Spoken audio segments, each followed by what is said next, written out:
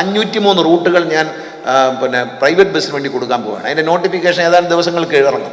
അപ്പോൾ അതിൽ സ്ത്രീകളെ ഉദ്ദേശിക്കുന്നുണ്ട്. സ്ത്രീകൾക്ക് വണ്ടിയെടുത്ത് ഓടിക്കാം. ഞാൻ മുമ്പും പറയുന്നുണ്ട്, സ്ത്രീകൾക്ക് വണ്ടിയെടുത്ത് ഓടിക്കാം, 2 കൂട്ടുകാരികൾക്ക് ഒരുമിച്ച് വണ്ടിയെടുത്ത് ഓടിക്കാം, ഒരു ഭാര്യയ്ക്കും ഭർത്താവിനോട് വണ്ടിയെടുത്ത്, 2 കൂട്ടുകാർക്ക് ചെറുപ്പക്കാർക്ക് വണ്ടിയെടുത്ത് ഓടിക്കാം. അതിനാണ് ഉദ്ദേശിക്കുന്നത്. ട്രാൻസ്പോർട്ടോ പ്രൈവറ്റ് ബസ്സോ കടന്നു പോകാത്ത 503 റൂട്ടുകൾ അടിയന്തരമായി 1-2 ആഴ്ചയ്ക്കുള്ളിൽ നോട്ടിഫൈ ചെയ്ത് പ്രസിദ്ധീകരിക്കും. എല്ലാ സ്ഥലത്തെ MLA-മാരും പഞ്ചായത്ത് മെമ്പർമാരും എല്ലാം ഇരുന്നുകൊണ്ട് തയ്യാറാക്കിയതാണ് ലിസ്റ്റ്.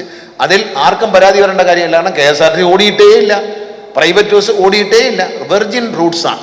ആ റൂട്ട്സിലേക്ക് വണ്ടി വരുമ്പോൾ ഈ ചെറിയ ബസ്സുകൾ വാങ്ങി സ്വയം തൊഴിൽ കണ്ടെത്താൻ സ്ത്രീകളെ ശാക്തീകരിക്കുന്ന ഈ പദ്ധതിക്ക് കഴിയും. നമ്മൾ ഈ പറയുന്ന 150 കോടിയുടെ പദ്ധതിയിൽ ഇത്തരം ഉൾപ്പെട്ട് വന്നു കഴിഞ്ഞാൽ സ്ത്രീകളെ സഹായിക്കാൻ കഴിയും. അപ്പോൾ സ്ത്രീകൾ ഓടിക്കുന്ന വണ്ടികൾ, സ്ത്രീകൾ കണ്ടക്ടറാവുന്ന, സ്ത്രീകൾ ഉടമസ്ഥരാകുന്ന ചെറിയ ബസ്സുകൾ ഈ റൂട്ടുകളിൽ അനുവദിക്കും.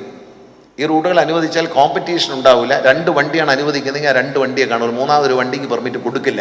അതുകൊണ്ട് അവരെ സംബന്ധിച്ച് അവരുടെ തൊഴിൽ സേഫ് ആയിരിക്കും, അവരുടെ ഇൻവെസ്റ്റ്മെൻറ്റും അവരുടെ ബിസിനസ്സും സേഫ് ആയിരിക്കും എന്നുള്ളതുകൊണ്ടാണ് അങ്ങനെ ചെയ്യുന്നത്. അല്ലാതെ ഒരിടത്ത് വണ്ടി ഓടിച്ചു, നന്നായി ഓടി, എല്ലാവരും കൂടി വണ്ടികളെടുത്ത് അങ്ങോട്ട് ചെല്ലുക, അതൊന്നും ഇനി നടക്കില്ല. ഈ റൂട്ടുകളിൽ നിശ്ചിത നമ്പറുണ്ട്. ഈ റൂട്ടിലെ പൊട്ടൻഷ്യൽ ഇതാണ്. 5 വണ്ടികളുടെ പൊട്ടൻഷ്യൽ 5 വണ്ടി. ഒരെണ്ണം അങ്ങോട്ട് പോകുമ്പോൾ ഒരെണ്ണം ഇങ്ങോട്ട് വരും. ഇപ്പോൾ തലയ്ക്കലും ഓടില്ല.